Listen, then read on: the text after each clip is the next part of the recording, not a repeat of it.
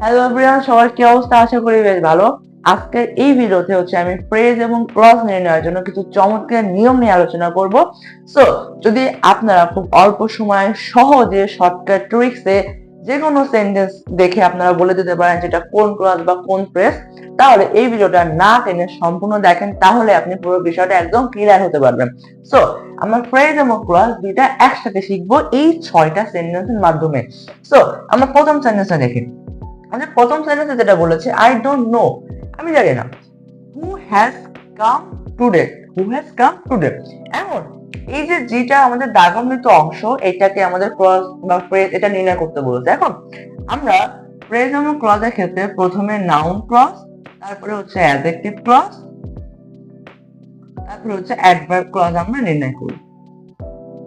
অর্থাৎ আমাদের যেই সেন্টেন্সের নিচে দাগ দিয়ে থাকুক না কেন, আমরা সেই সেন্টেন্সটা প্রথমে নির্ণয় করবো যেটা নাউন ক্লজ কিনা। যদি না হয় তারপরে অ্যাডজেক্টিভ ক্লজ, যদি না হয় সেটা অ্যাডভার্ব ক্লজ। সো আমাদের দাগানের অংশটা আগে নাউন ক্লজ কিনা সেটা দেখতে হবে। নাউন ক্লজ কিনা সেটার জন্য আমরা ইট দ্বারা চেঞ্জ করতে পারি অথবা দিস দ্বারা চেঞ্জ করতে পারি। সো আমাদের দিসটা দরকার নেই, আমরা ইট দ্বারা চেঞ্জ করে দেখি যে আসলে বাক্যটা পরিপূর্ণ হচ্ছে কিনা। যদি ইট দ্বারা চেঞ্জ করার পরে বাক্যটা পরিপূর্ণ হয় বা সামঞ্জস্যপূর্ণ কোনো অর্থ প্রদান করে, তখনই সেই ক্লজটা হয়ে যাবে noun clause. I don't know it, বাক্যটা কিন্তু সামঞ্জস্য হচ্ছে যে আমি এটা জানি না, তার মানে এই ক্লজটাকে নিঃসন্দেহে এই ক্লজটা আমাদের নাউন ক্লজ। এখন এটা ক্লজ না ফ্রেজ কিভাবে বুঝবো? এটা আমরা সেকেন্ড সেন্টেন্সে একটু খেয়াল করি। To win a prize is my ambition, ambition মানে হলো উচ্চাকাঙ্ক্ষা। এখন টু উইন এ প্রাইজ, এই যে চারটা শব্দের নিচে দাগ দেয়া আছে, আপনারা একটু দেখে বলেন এই চারটা শব্দের ভিতরে একটা শব্দেও কি আসলে ফাইনাইট ভার্ব আছে? একটু ভেবে চিন্তে দেখেন, একটা শব্দেও কিন্তু আসলে কোনো ফাইনাইট ভার্ব নেই। তার মানে যদি দাগান্বিত অংশে কোনোটাই ফাইনাইট ভার্ব না থাকে, তখন আমরা ওইটাকে ফ্রেজ বলবো। অর্থাৎ এখানে টু উইন, এখন অনেকে বলবে এখানে উইন তো ভার্ব, কিন্তু না, এখানে উইনার পূর্বে কিন্তু আসলে টু আছে। আমাদের মনে রাখতে হবে যদি টু প্লাস বি অন এবং ভার্ব ওয়ান এর সাথে আইএনজি যুক্ত কোনো অংশ থাকে দাগান্বিত অংশে, তখন আমাদের সেটা হয়ে যাবে কি ফ্রেজ।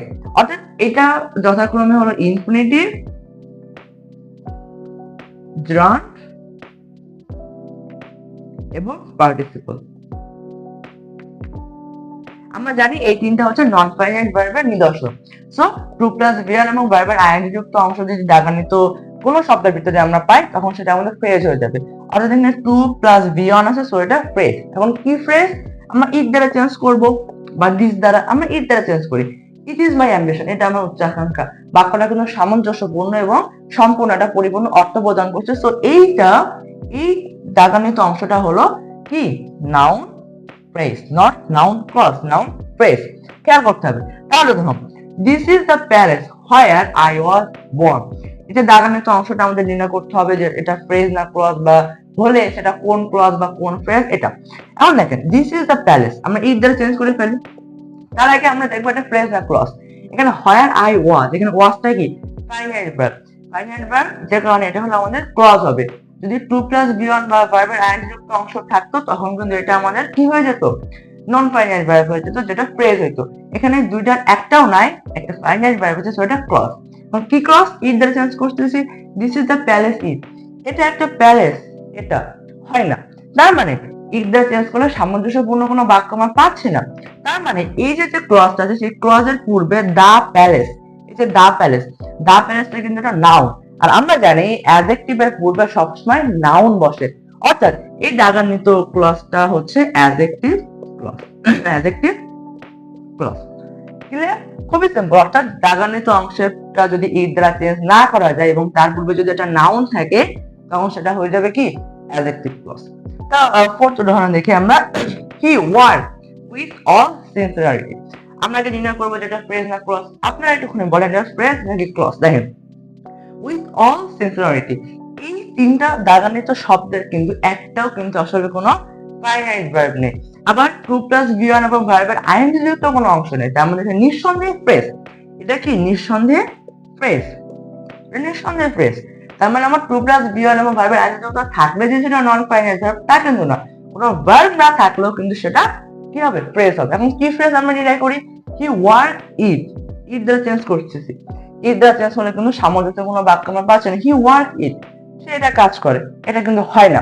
যদি না হয় তাহলে এই যে দাগান্বিত ক্লজের পূর্বে দেখেন ওয়ার্ড, এই ওয়ার্ডটা কি ভার্ব না, মেইন ভার্ব। তার মানে আমরা কি জানি যে অ্যাডভার্ব আসলে ভার্বের মতো কাজ করে, তাই না? মানে ভার্বের পূর্বে বসে, সো মানে ভার্বের পরে বসে। সো এই দাগান্বিত ক্লজটা আমাদের মানে ফ্রেজটা হলো অ্যাডভার্বিয়াল ফ্রেজ, অ্যাডভার্বিয়াল ফ্রেজ। অর্থাৎ যদি কোনো ক্লজের ইটা চেঞ্জ করলে সম্পূর্ণ না হয় এবং তার পূর্বে যদি কি থাকে, মেইন ভার্ব থাকে, তার পূর্বে কি থাকে, মেইন ভার্ব থাকে, তখন আমাদের সেই ক্লজটা হয়ে যাবে কি অ্যাডভার্বিয়াল ক্লজ, কারণ সেটা হলো এই ভার্বটাকে মডিফাই করছে। তার আমরা জানি কি অ্যাডভার্ব হলো ভার্বকে মডিফাই করে। ক্লিয়ার?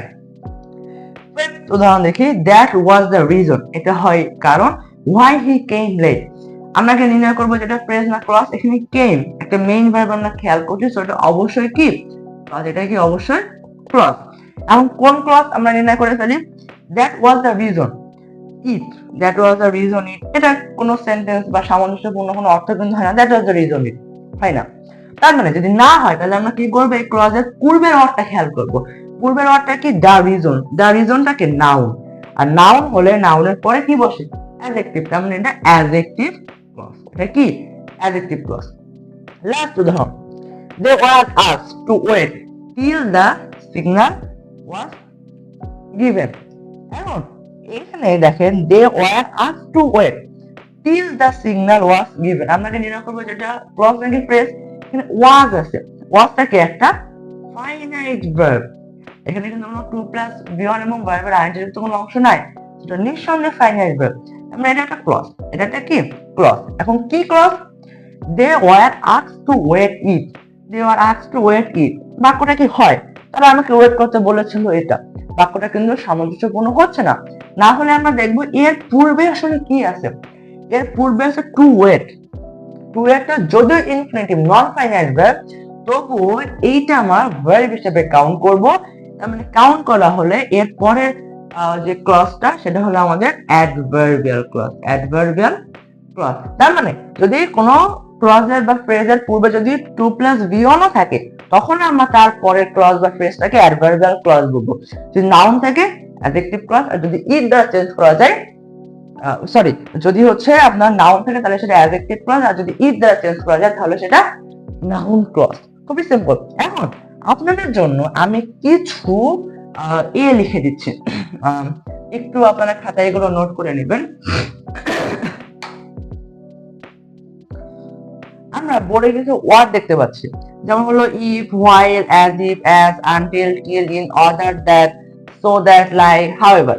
এই kind of ওয়ার্ড আমরা যেই ক্লজেই দেখে না কেন সেই ক্লজটা নিঃসন্দেহে অ্যাডভার্বিয়াল ক্লজ। আমাদের সেই ক্লজটার শুরু থেকে নির্ণয় করার প্রয়োজন না যে সেটা নাউন ক্লজ, অ্যাডজেক্টিভ ক্লজ নাকি অ্যাডভার্ব ক্লজ। যদি এই ওয়ার্ডগুলোর কোনোটা যদি আমরা একটা ক্লজে দেখি, তখন সেটা চোখ বুঝে আমরা অ্যাডভার্বিয়াল ক্লজ দিয়ে দিব, ইফ, হোয়াইল, অ্যাজ ইফ, এগুলো।